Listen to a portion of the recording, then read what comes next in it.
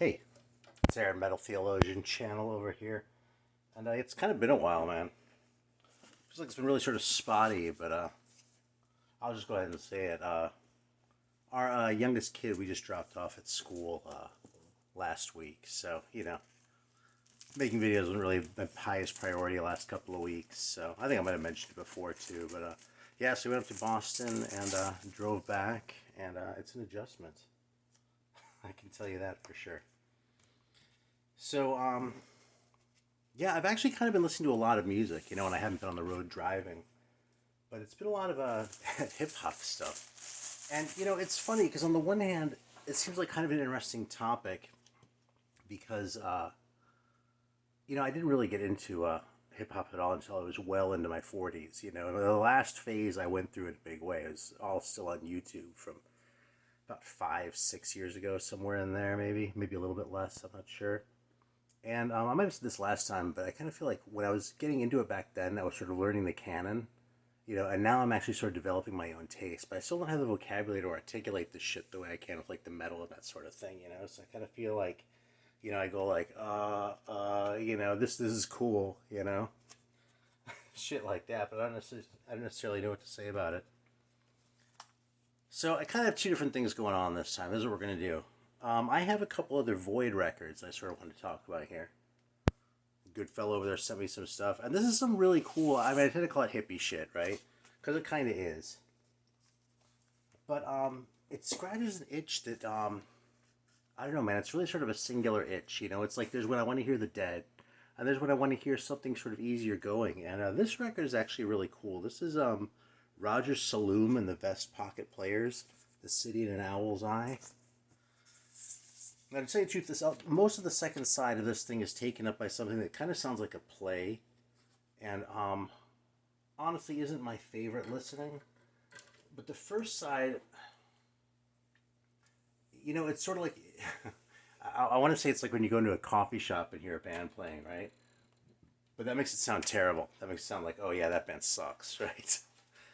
It's not like that. It's sort of like what you're expecting and what you're hoping for when you go into that coffee shop, So I'll let this run a little bit, and then I have another one to talk about too, and we'll talk about some other records while we're taking this stuff in. So sort of on two tracks at once at the same time here, and we'll see how it goes.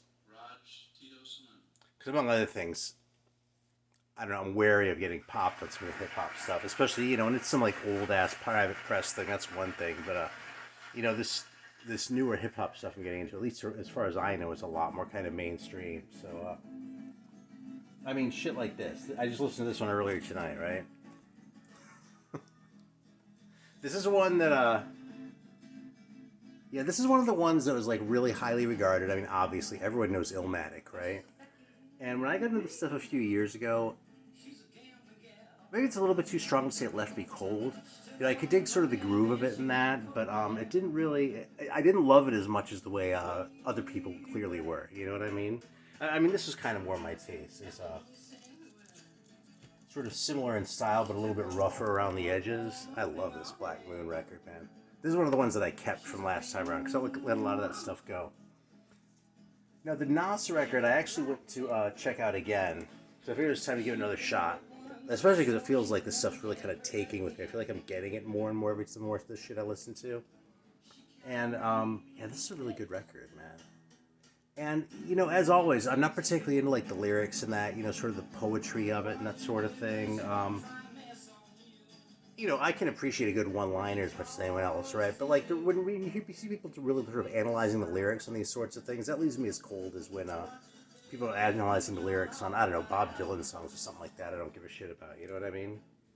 So I'm really more into it for, like, the production and the grooves and the sound. And, the way the rapping sort of works, or sort of the way the rapping sort of works against that stuff, you know what I mean? The way the whole thing comes together, where the rapping is a part of it, even if I don't necessarily care about the words, And I don't know, man. I feel like I appreciate this record a lot more this time around. So yeah, it's gonna be getting a few more listens too, And it's funny because this is kind of old at 94. This is kind of old as far as the sort of stuff that I've been looking for lately. I really feel like most of the stuff that I've been more into has been sort of I mean, definitely post 2000, and a lot of it post 2010.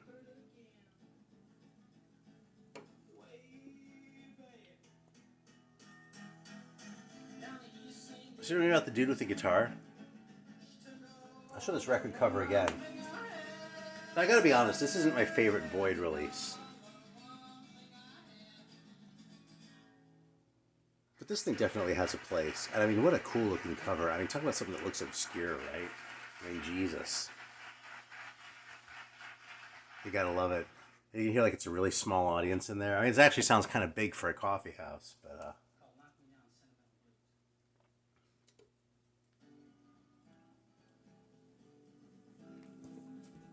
I actually need another drink. Excuse me a second here.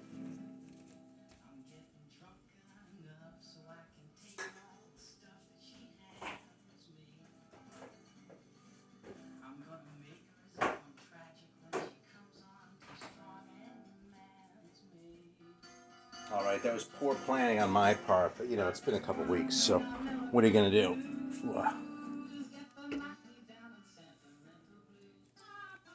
Yeah, here's another one I didn't dig a whole lot last time around. I actually let the record go, gave it another chance this time. I actually saw my kids' copy a few times, but yeah, man, the fucking Gravediggers. This record's awesome, you know. It just sort of clicked for me, you know.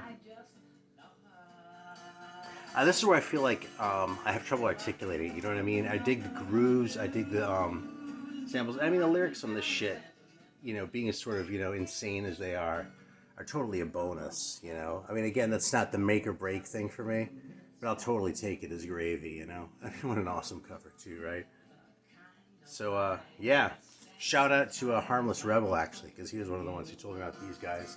This one at Smith and Wesson actually is another one. I put that one away, but that's another one that I kept from last time around that he kind of put me onto. Now, Eric Bauer put me onto this one. This is AJ Suede and Televangel. I hope I didn't talk about all these same ones last time. Because if I did, I might have made the joke already about how this looks like a Slavic black metal record. Yeah, apparently the Parthian shots are a big part of why the Parthians kicked the Romans' asses when they invaded, even though they were vastly outnumbered by the Roman army. I don't know a whole lot about that, but this is a cool record. I was expecting it to be a lot heavier than it is when I first put it on, and I really sort of dig the lower key grooves of this thing. You know what I mean? It's sort of more. I don't want to use the word mellow because that makes it sound a little bit more sort of subdued than it actually is. I mean, this thing is really pretty intense on its own terms, but it's but yeah, it's a great record, and yeah, AJ Suede just has a really weird style. It's AJ Suede who Televangel or Televangel, I've heard people say it too. I don't know. Is it like a televangelist or like a... Yeah. There's another AJ Suede sitting here too. I like that one so much, so I went out and grabbed this one. And yeah, a big part of it's because the cover is so insane. But this record's absolutely fantastic. This whole thing kind of sounds like it has kind of a drunk vibe to it, but the grooves are still there, and it's not like it sort of stays in this one place all the way through. It's there's a lot of variety on this album, but all of it manages to be just a little bit off kilter in such a way that in a kind of way that I really dig. All right, so there's a little bit of that one. I'm kind of digging this record. Now, this one by Sugar Bear I liked even more. This one's a little bit more sort of rock and roll. We're going to put that one on and sample through it a little bit too.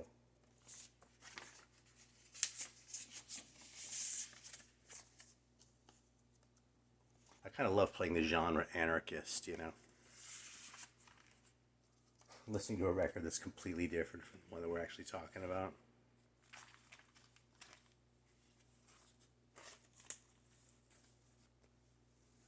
Alright, so yeah, I'd be lying if I said I heard a Sugar Bear before this Void record came out. Which one reason why I dig that label so much, man. Yeah, it has John McLaughlin on it. It's probably a coincidence. I think John McLaughlin was a relatively common name. Unless you want to believe it, the guy from the McLaughlin group is also a guitar player and happened to look completely different. Alright, so this is Sugar Bear. Let's fire it up. Such a funny name for a band. And again, I'd never heard of these guys before, but I wouldn't be surprised if this was like $1,000 record, because that's what these Void Obscurities tend to be.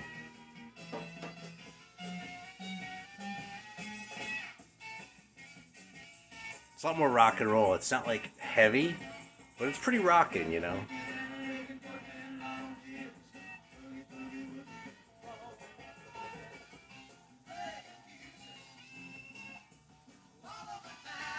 And the way that the two guys singing together reminds me just a tiny bit of the Fugs, too.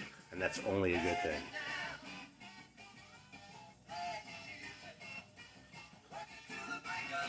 You gotta love the amateurish production on it, which for this record is absolutely perfect, I think. Yeah. I mean, this really sounds like kind of a 60s, like this is the band that would have opened for Question Mark and the Mysterians. Something like that. Where's this thing from? We'll figure it out together here. Turn off the shrink because it's too tight. Here, all you who keep shrink on your records, it's torn off. Yeah, let's see the date on this guy. Yeah, I don't know. I suppose I could have done my research before I started this, but you know. I figure y'all can look on Wikipedia yourselves. You don't need me to do that for you.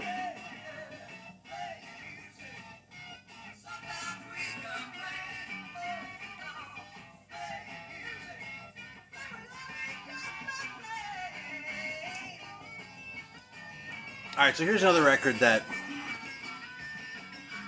everyone knows, except for me. And so I figured it's time for me to spend a little bit of time with it. And that's this one. This Mad Lib. I didn't really come into this current hip-hop kick that I'm on. I didn't really come into with the most favorable impression of Mad Lib. Like that Mad Villainy record, I hadn't loved last time. I actually absolutely love it now. It's fucking fantastic. And with this one, I mean, I'll be honest, I balked just a little bit because I already, you know, I probably have most of the records that are sampled on this thing, you know? I've spent a lot of time listening to Blue Note records. And again, that's sort of one of the things about getting into the shit at my age, you know, and with my sort of level of experience listening to music. It's probably kind of a different thing than if you're like 16 and just getting into this shit for the first time, you know? I'm not going to say, oh yeah, I can take all the shit apart in my head and know exactly what's going on. But it's not all that uncommon. I mean, pull out one of these records and, you know, there are going to be a couple samples I probably recognize, you know, because I spent a lot of time listening to these old funk records these guys are pulling shit off of, you know? Or, you know, whatever other records. It's not like it's all funk, you know? Yeah, anyway, I like this record. I do kind of feel like the little interludes where the old jazz guys are in there saying, hey, this is, I don't know, Wayne Shorter, and I'm saying hello to Madlib, as he like goes into the Blue Note archives or whatever the hell he's saying on these things, right? It feels a little bit masturbatory to me, honestly. But this is still a really cool project, and the grooves on this thing are really good. And, you know, I found that I really kind of appreciate the jazzy hip-hop sort of thing a lot more than I did last time around, too.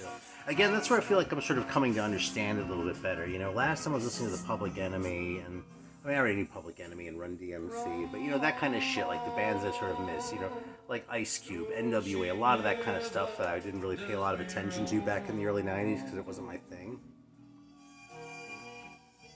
Now it doesn't have to be quite as aggressive for me to dig it, you know what I mean? So I guess that's me developing a little bit of maturity in my taste. And I'm kind of down with that. Incidentally, I'm going to start with this. So, like I said, we dropped our kid off in Boston. We drove up from Charleston, South Carolina. So it's a pretty long drive. And one of the things I'd done is I deliberately sent away for a few records to show up while our mail was being held at the post, or while we were out of town. Because I figured then we get into town and I had some new records there waiting for me. It'd be something to think of, something to focus on that wasn't like the fact that my kids are all away now. You know what I mean? So we get home. Sure enough, there's a pile of records waiting there for me. I'm stoked, and I walk inside. And what's the first thing I pull out to put on?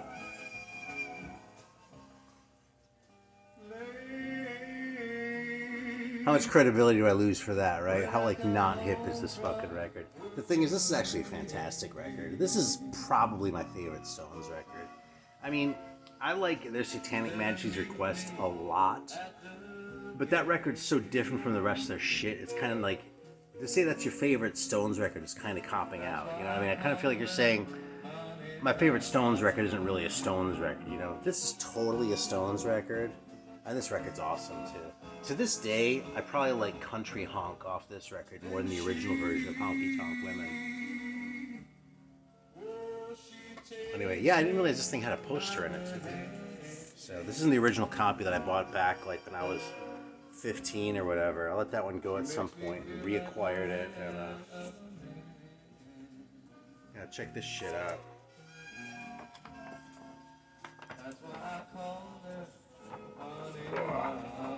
Look at that. Rolling Stones. No pinholes even, you know? That's kind of cool.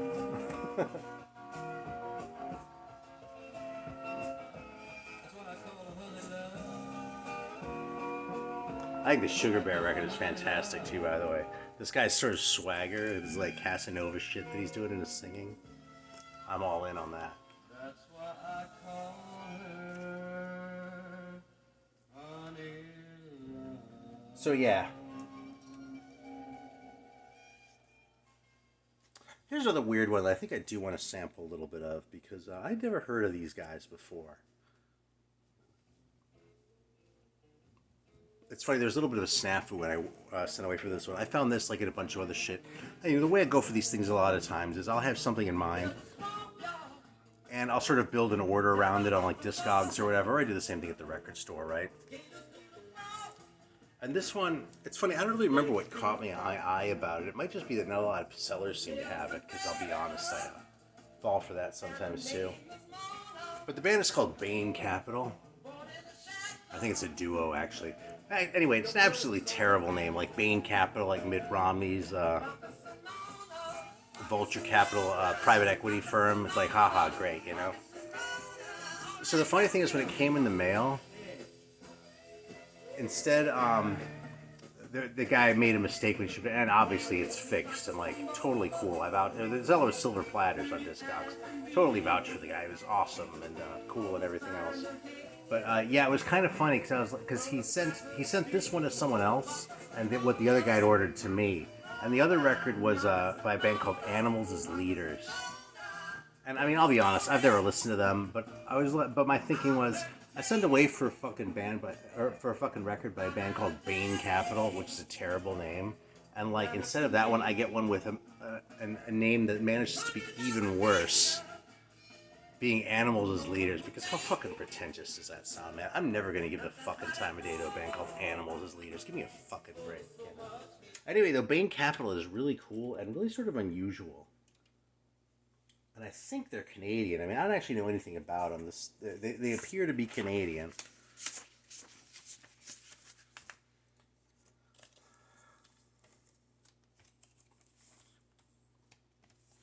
But this thing just, so this is the sort of thing where I don't know how to describe it. It has a real sort of abstract vibe to it, right? But again, it has a really cool sound, you know? And it keeps the groove going, too, you know? So, I don't know, man. That's where I feel like I have trouble articulating this shit. So, I'll take my chances here.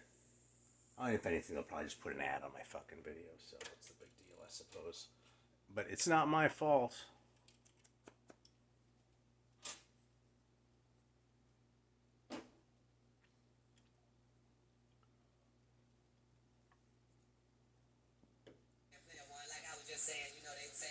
I should probably just relax about this shit, because sort of the vibe of my channel is we listen to records and sort of talk about them, you know?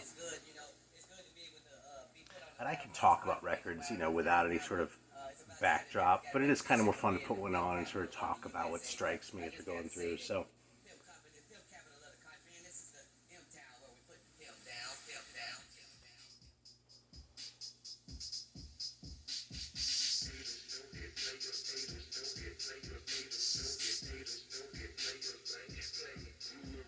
I love how sort of synthetic that drum machine sounds.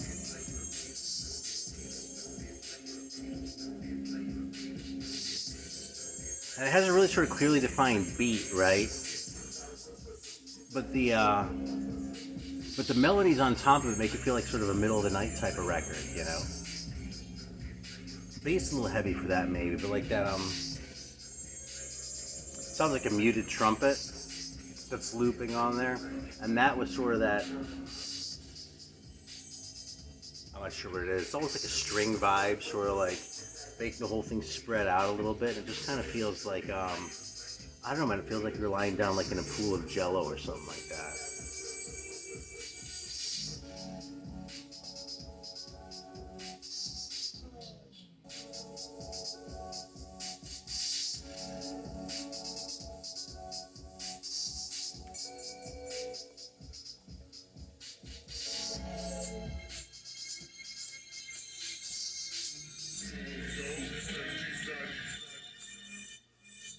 Another little shout out to Eric Bauer over at High Defamation TV. Subscribe to him.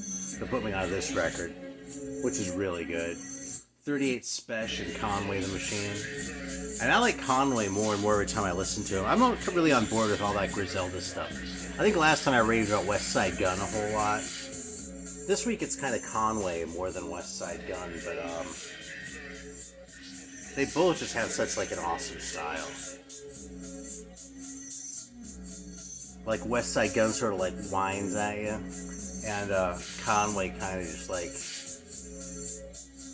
sounds like he'd punch you if he could be bothered, you know, but he can't. Great record, really cool grooves. Features Benny the Butcher, of course, on El Camino.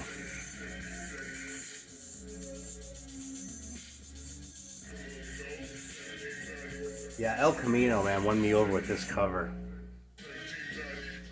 Like, what the fuck is even going on there? Is that in front of a church? Because if he's in front of a church, like, the proportions are kind of fucked, you know? Like, I don't know where this car could possibly be relative to the church. And yeah, probably overthinking it, right? But, awesome record.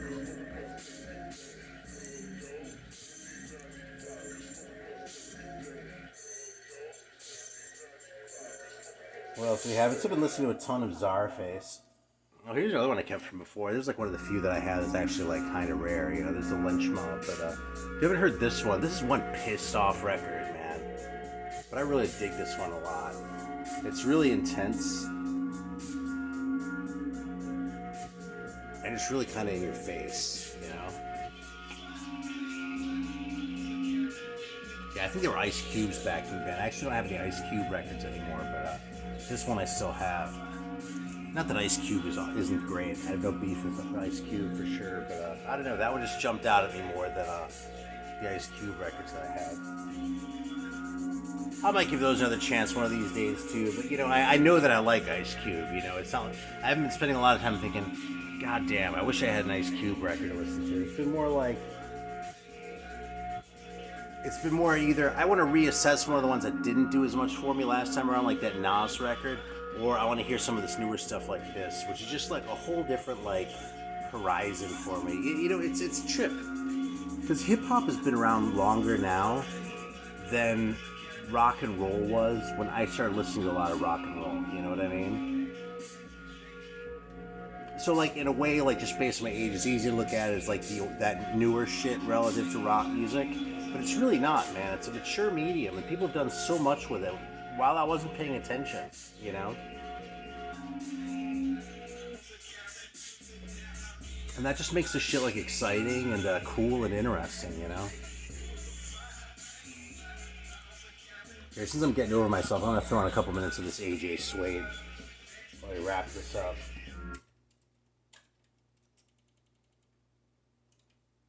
Yeah, but this Bane Capital one, man. I love the way it does all this stuff, but just sort of keeps that groove going throughout, you know?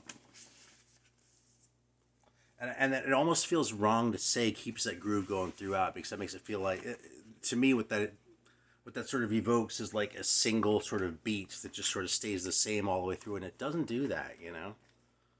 It mixes it up. It just finds this mood and sort of hangs out in that space and does some really cool things while it's there hanging out.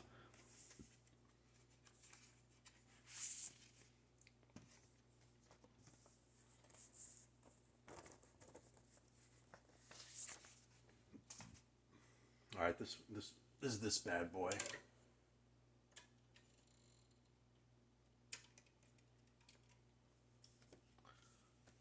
Totally looks like an analog horror thing, doesn't it? Like one of those like YouTube analog horror things. You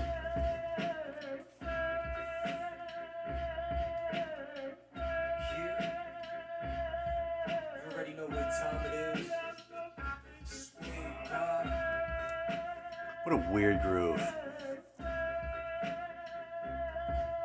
It's just kind of batshit. And I fucking love it, man.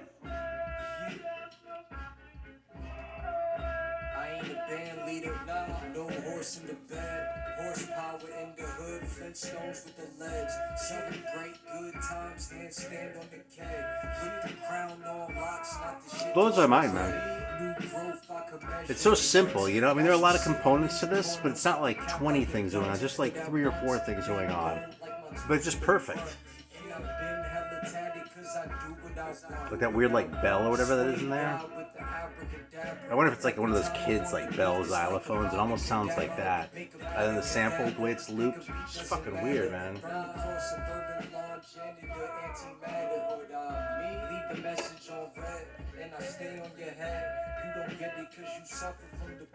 Yeah, the other thing about talking about this kind of stuff, so when we're talking about rock music, you know, I picked up instruments and messed around with them. You know, I was never in a band that ever went anywhere, but I was in bands that lasted, you know, 10 minutes in a friend's basement, or 10 weeks even, you know. So we'll just round it way the hell up and say 10 weeks. But I really don't have a lot of, I know next to nothing about how this kind of music is made, you know. I'm not completely clueless, but I know about this much, you know. So it's harder for me to talk about how the things are like composed, you know. I can pick about the sound, talk about the sounds that were selected, sort of how they put them together. But anything I say about like, you know, looping or scratching or whatever, I'm just talking out of my ass. I don't know anything.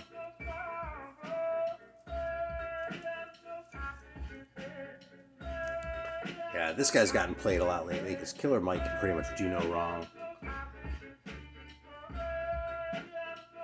If I had to pick between this one and that first Run the Jewels, I'd probably take the Run the Jewels, but this is just about as good as that, man. It's a really intense record, really smart record, and just, yeah, heavy, man.